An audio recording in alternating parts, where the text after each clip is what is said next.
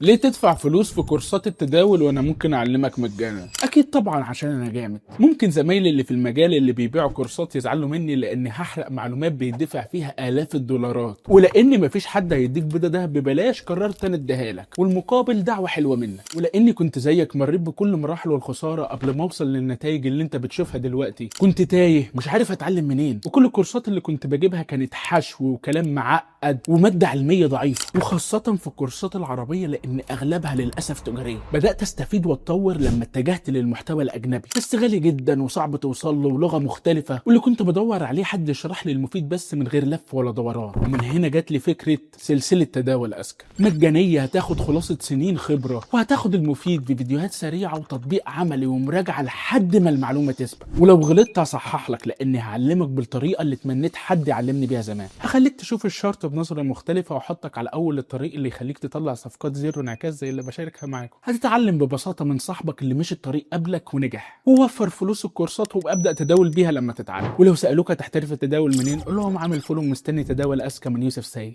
وقول لي انت متحمس قد ايه في الكومنتات.